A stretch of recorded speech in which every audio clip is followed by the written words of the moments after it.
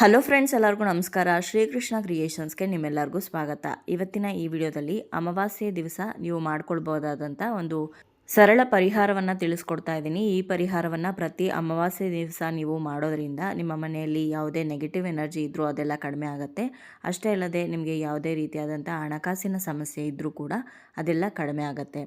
ಹಾಗಾದರೆ ಬನ್ನಿ, ಯಾವ ರೀತಿ ಈ ಪರಿಹಾರವನ್ನು ಮಾಡ್ಕೊಳ್ಳೋದು, ಹಾಗೆ ಪರಿಹಾರ ಮಾಡೋದಕ್ಕೆ ಏನೆಲ್ಲ ಬೇಕು ಅಂತ ತಿಳ್ಕೊಂಡು ಬರೋಣ.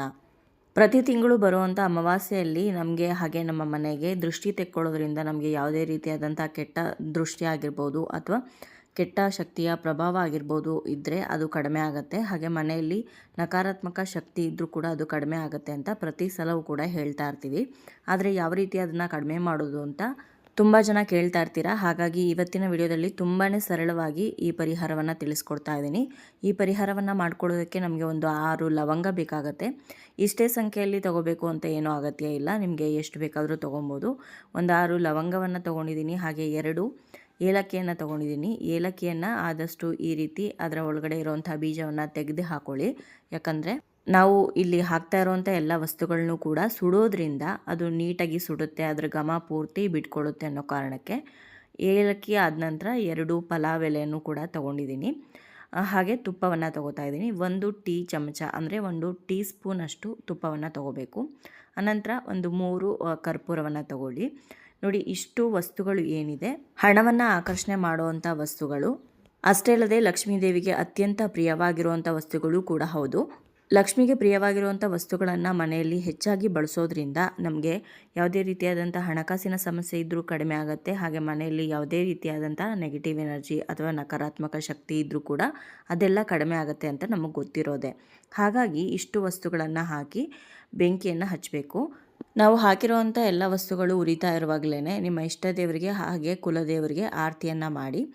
ಆರತಿ ಮಾಡಿದ ನಂತರ ಆರತಿ ಮುಂದೆ ಸ್ವಲ್ಪ ಹೊತ್ತು ಕೂತ್ಕೊಂಡು ನಿಮ್ಮ ಅಂದರೆ ನಿಮ್ಗೆ ಏನೇನು ಸಮಸ್ಯೆ ಇದೆ ಎಲ್ಲ ಹೇಳ್ಕೊಳ್ಳಿ. ಹಾಕಿರೋ ಎಲ್ಲ ವಸ್ತುಗಳು ಪೂರ್ತಿಯಾಗಿ ಹುರಿದು ಅದು ಬೂದಿ ಆದ ನಂತರ ಆ ಬೂದಿಯನ್ನು ಸ್ವಲ್ಪ ತೆಗೆದು ನಿಮ್ಮ ಹಣೆಗಿಟ್ಕೊಂಡು ಇನ್ನು ಮಿಕ್ಕಿರುವಂಥ ಪೂರ್ತಿ ಬೂದಿಯನ್ನು ನಿಮ್ಮ ಅಡುಗೆ ಮನೆ ಸಿಂಕಲ್ಲಿ ಹಾಕಿ ಫ್ಲಶ್ ಮಾಡಿಬಿಡಿ, ಅಂದರೆ ನೀರು ಬಿಟ್ಬಿಡಿ. ಅಥವಾ ನೀವು ಹೊರಗಡೆ ಹೋಗಿ ಟೆರೆಸ್ ಮೇಲಾಗಲಿ ಅಥವಾ ಮನೆಯಿಂದ ಹೊರಗಡೆ ಬಂದು ಆ ಬೂದಿಯನ್ನು ಗಾಳಿಗೆ ಊದ್ಬಿಡಿ, ಅಥವಾ ಯಾವುದಾದ್ರೂ ಒಂದು ಗಿಡದ ಕೆಳಗಡೆ ಹಾಕಿದ್ರೂ ಕೂಡ ನಡೆಯುತ್ತೆ. ಈ ರೀತಿ ಮಾಡೋದ್ರಿಂದ ಖಂಡಿತವಾಗ್ಲೂ ಮನೆಯಲ್ಲಿ ಇರುವಂಥ ಎಲ್ಲ ನೆಗೆಟಿವ್ ಎನರ್ಜಿ ಕಡಿಮೆ ಆಗುತ್ತೆ.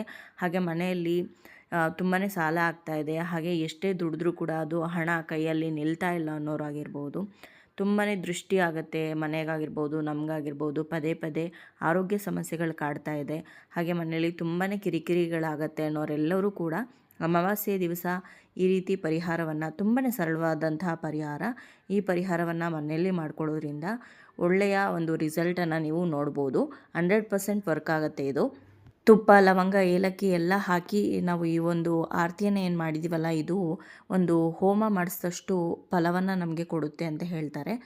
ಆ ರೀತಿಯಾದಂಥ ಒಂದು ವಾತಾವರಣವನ್ನು ಸ್ವಚ್ಛ ಮಾಡೋದ್ರ ಜೊತೆಗೆ ಕ್ಲೆನ್ಸ್ ಮಾಡುತ್ತೆ ಅಂತಲೂ ಕೂಡ ಹೇಳ್ತಾರೆ. ನಾವು ಹಾಕಿರೋವಂಥ ಎಲ್ಲ ವಸ್ತುಗಳು ಕಂಪ್ಲೀಟಾಗಿ ಉರಿಯೋ ರೀತಿ ನೋಡ್ಕೊಳ್ಳಿ.